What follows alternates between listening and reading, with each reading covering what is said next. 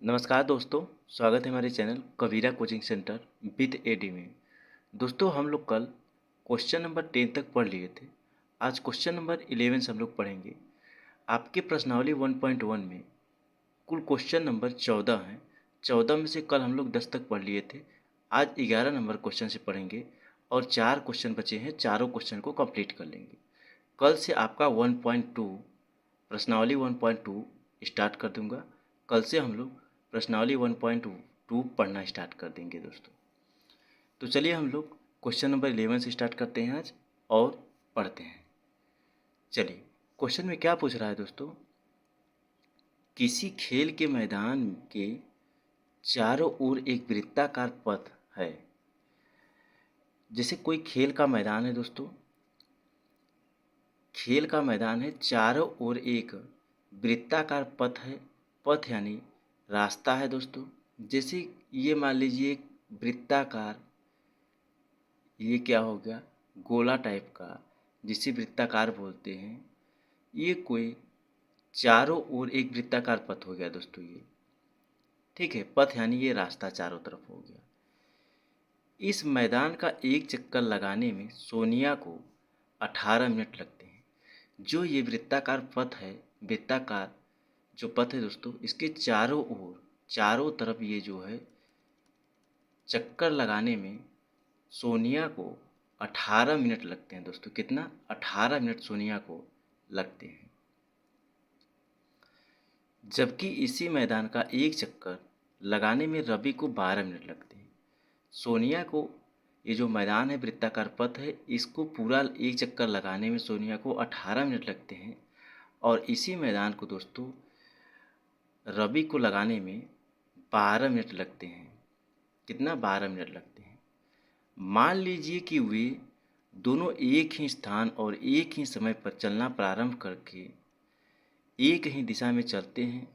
कितने समय बाद वे दोनों पुनः प्रारंभिक स्थान पर मिलेंगे। जैसे दोस्तों मैं एकदम विस्तार से आप लोग को समझाता हूँ। देखिए, ये एक वृत्ताकार पथ है। क्या है? ये गोला वृत्ताकार पथ है। जो सोनिया है, ये मान लीजिए सोनिया है दोस्तों, ये सोनिया एक चक्कर लगा रही है। सोनिया को कितना टाइम लगता है दोस्तों? 18 मिनट लगता है। और मान लीजिए दोस्तों ये जो चक्कर है, एक चक्कर और लगा रहे हैं, ये रवि हैं। कौन है? रवि। इनको एक चक्कर लगाने में 12 मिनट लगता है। तो इनके अंदर का, इनके जो चक्कर लगाने का डिफरेंस है कुल 6 मिनट का है दोस्तों। कितने मिनट का है? 6 मिनट का है। सोनिया को 18 मिनट लग रहा है और रवि को 12 मिनट लग रहा है। तो ये अगर ये दोनों एक साथ चक्कर लगाना प्रारंभ करें, यानी एक साथ दौड़ना प्रारंभ करें, तो कितने समय बाद वो पुनः प्रारंभिक स्थिति पर मिलेंगे।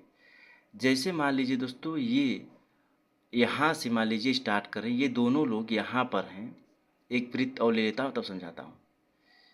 ये वृत्त हो गया दोस्तों। जैसे मान लीजिए यहाँ पर दोनों लोग हैं, ये मान लीजिए सोनिया हो गई, ये रवि हो गए।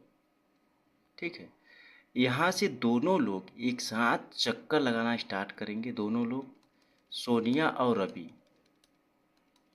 और रवि दोनों लोग एक साथ चक्कर लगाना प्रारंभ करेंगे। तो कितने समय में प्रारंभिक स्थिति, यानी यहाँ पर जो प्रारंभिक स्थिति जहाँ से दौड़ना स्टार्ट किए थे, वहाँ पर कितने समय में पुनः दोबारा मिलेंगे, यही क्वेश्चन पूछ रहा है दोस्तों। तो चलिए आगे हम लोग क्वेश्चन अच्छी तरीके से सॉल्व करते हैं ताकि आप लोग को समझ में आए। चलिए, जो सोनिया है दोस्तों, ये मान लीजिए पहला हो गया, ये दूसरा हो गया। ये सोनिया हो गई और ये रवि हो गए। ठीक है, सोनिया को दोस्तों एक चक्कर यहाँ चक्कर रहेगा दोस्तों, लिख लीजिएगा। चक्कर लगाने में जो समय है दोस्तों कितना लग रहा है?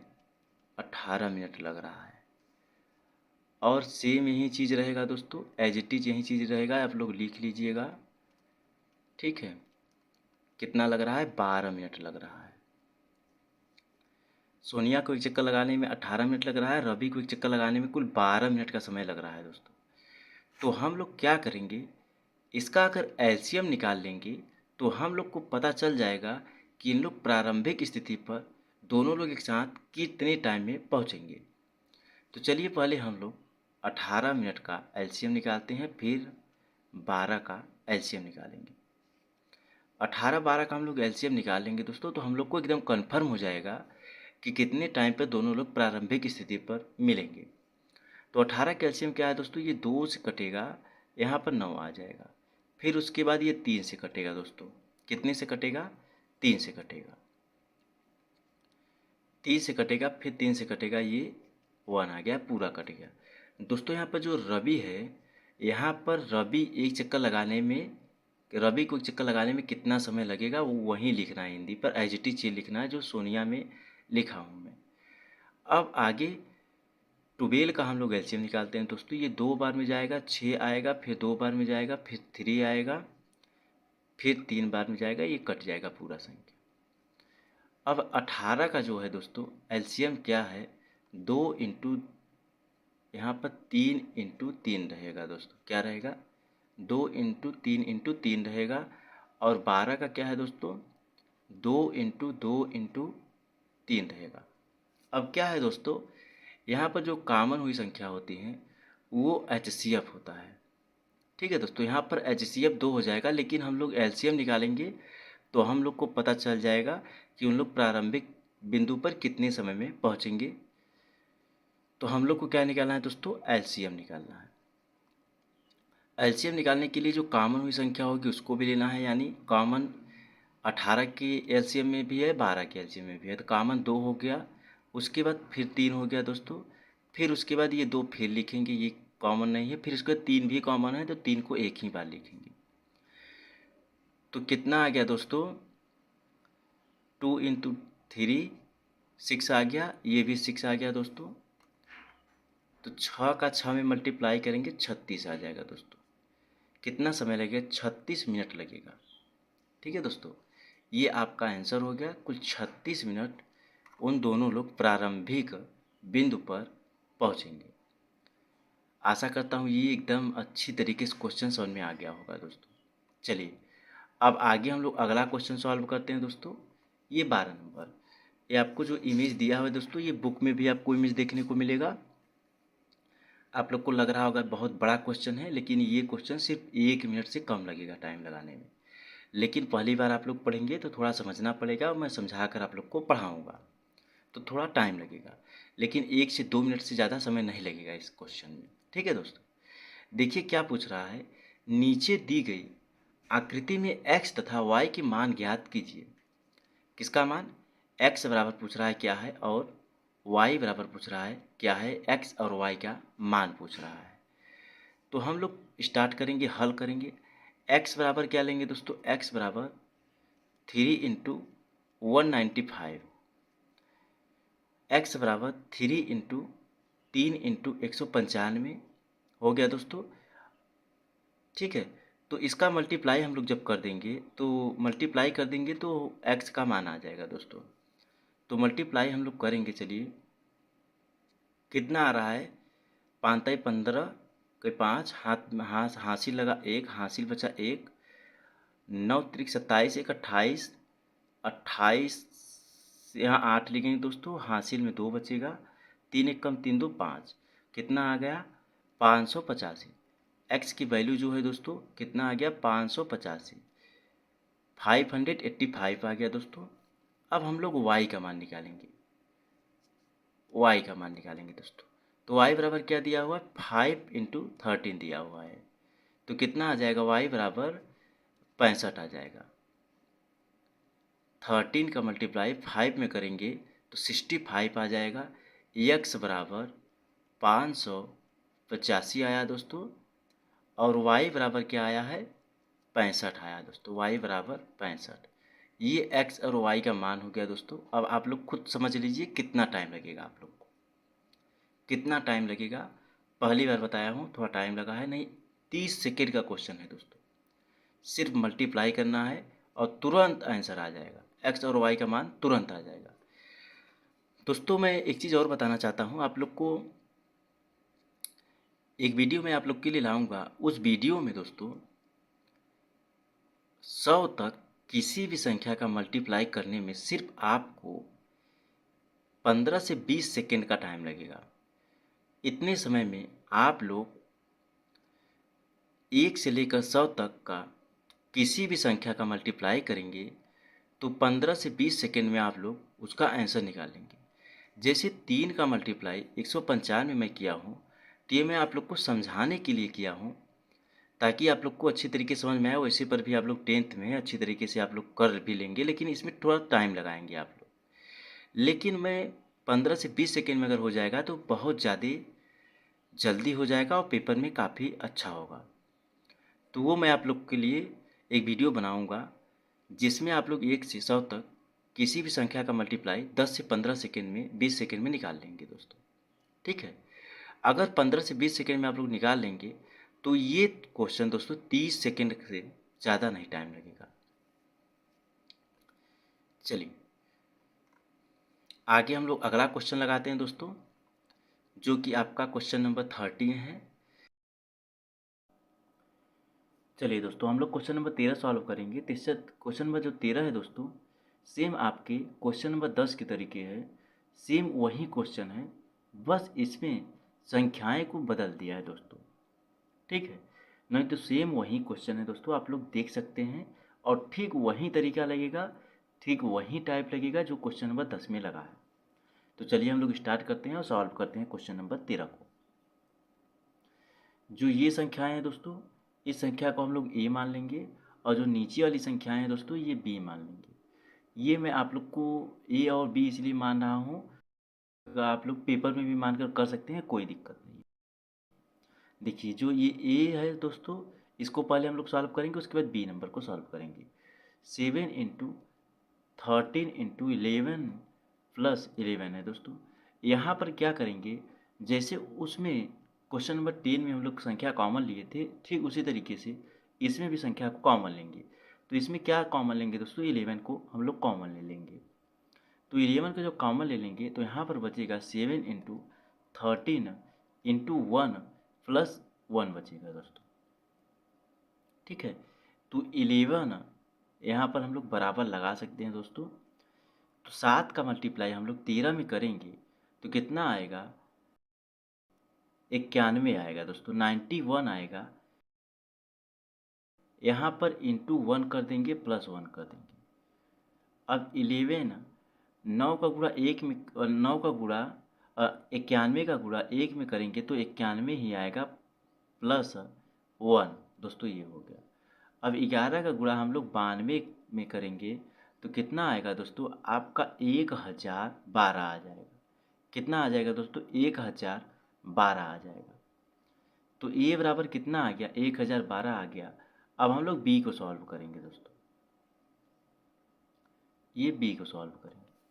क्या दिया हुआ संख्या दोस्तों, 7 into 6 into 5 into 4 into 3 into 2 into 1 plus 3 दिया हुआ है। यही संख्याएं दी हुई हैं, सेम वही संख्या हमें लग रहा है दोस्तों, जो क्वेश्चन नंबर 10 में संख्या दी थी, सेम वही संख्या इसमें भी दी हुई है। एक आध संख्या परिवर्तन किया होगा, किया हुआ है, नहीं तो सेम वही संख्याएं दी हुई हैं। तो चलिए हम लोग इसको सॉल्व करते हैं। 7 का गुणा हम लोग 6 में करेंगे तो 42 आ जाएगा दोस्तों, इंटू 5 का गुणा हम लोग 20 में करेंगे, 5 का गुणा हम लोग 4 में करेंगे तो 20 आ जाएगा। 3 का गुणा 2 में करेंगे तो क्या आ जाएगा, 6 आ जाएगा दोस्तों। इसका मल्टीप्लाई 1 का मल्टीप्लाई किसी भी संख्या में करेंगे तो 1 ही आएगा, तो 1 को हम लोग छोड़ देते हैं, 3 लिख लेते हैं। अब दोस्तों 42 का गुणा हम लोग 20 में करेंगे तो कितना आ जाएगा, 42 दूना 84, 840 आ जाएगा, इंटू 6 प्लस 3 आ जाएगा।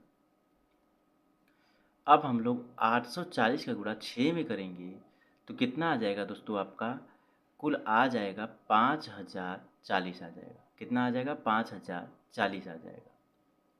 उसके बाद हम लोग प्लस 3 कर देंगे, ये 5040 दोस्तों चलिए मल्टीप्लाई कर देता हूँ।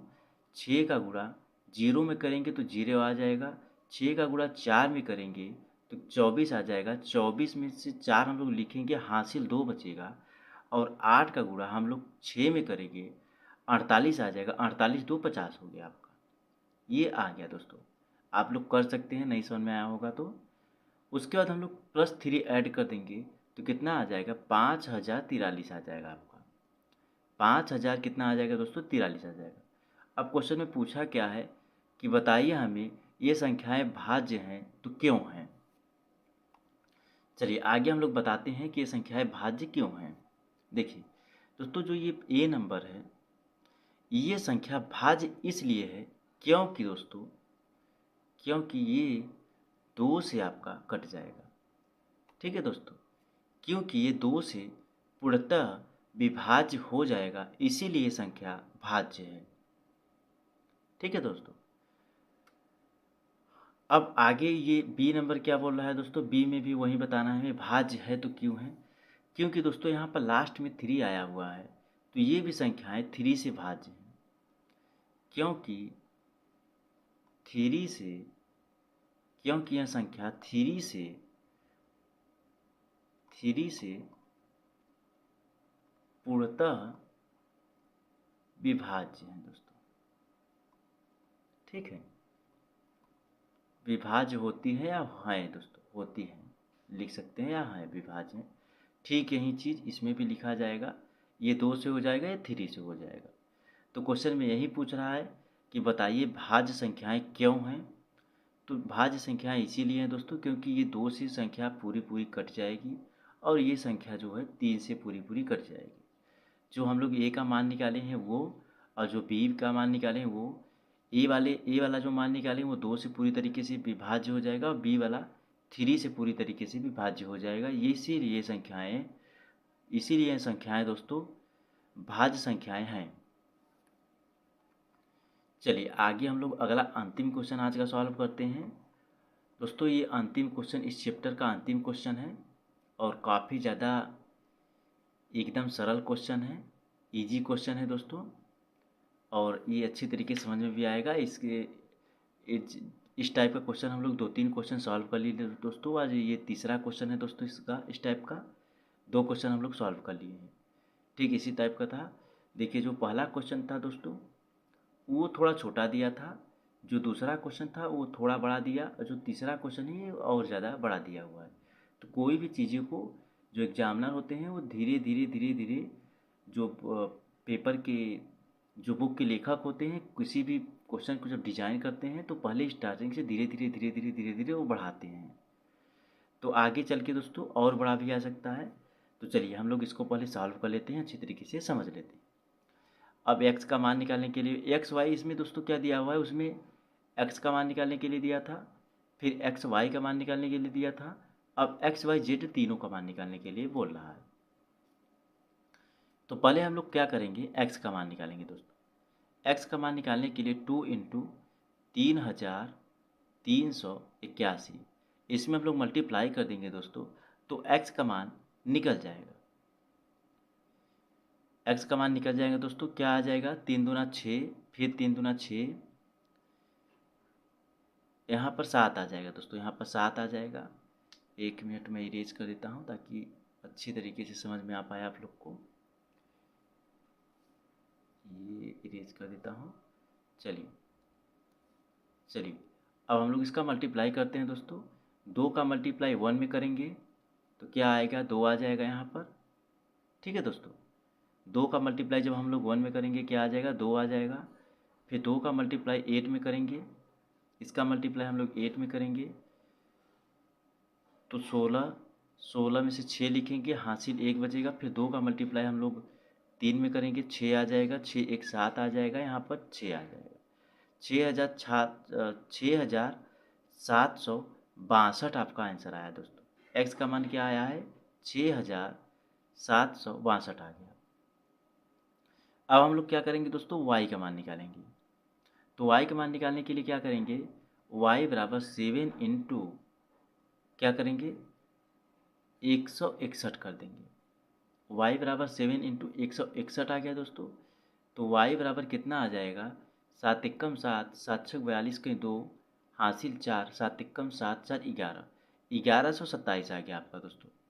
कितना आ गया, 1127। y का मान 1127 आ गया। अब हम लोग को z का मान निकालना है।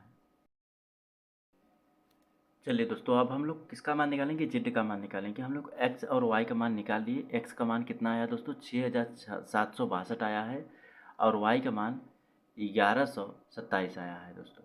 तो अब हम लोग z का मान निकालेंगे।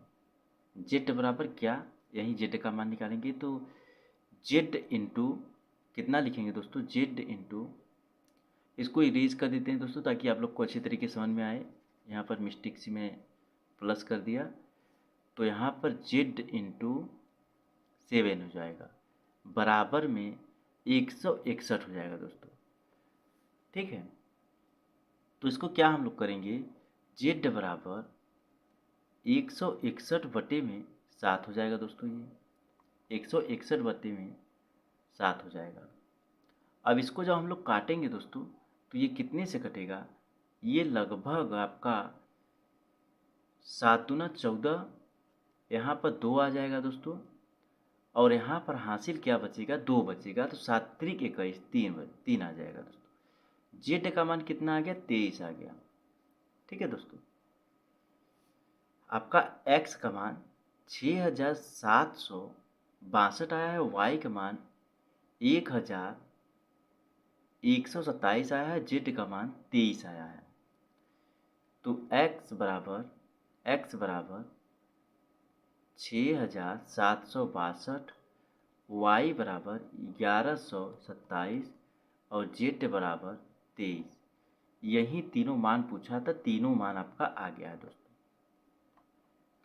ठीक है दोस्तों, तो इस चैप्टर में 1.1 में कुल 14 क्वेश्चन थे। 14 क्वेश्चन को हम लोग अच्छी तरीके से सॉल्व कर लिया।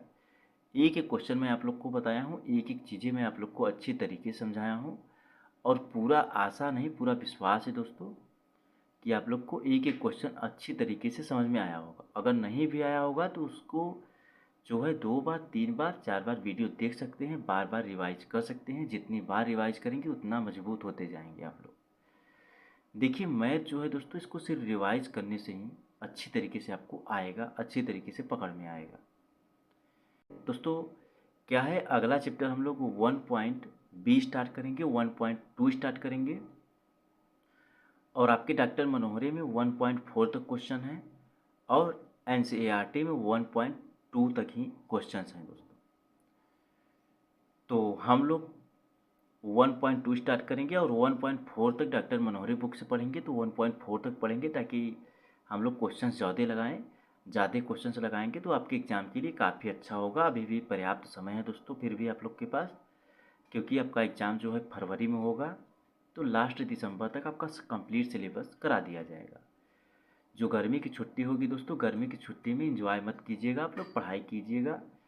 देखिए, एंजॉय के लिए क्या है, एंजॉय के साथ साथ पढ़ाई कीजिए, क्योंकि अगर जैसे 1.5 महीने लगभग छुट्टी रहेगा आपका, लगभग 15 से 20 मई को छुट्टी हो जाएगा, और 1 जुलाई को स्कूल खुलेगा।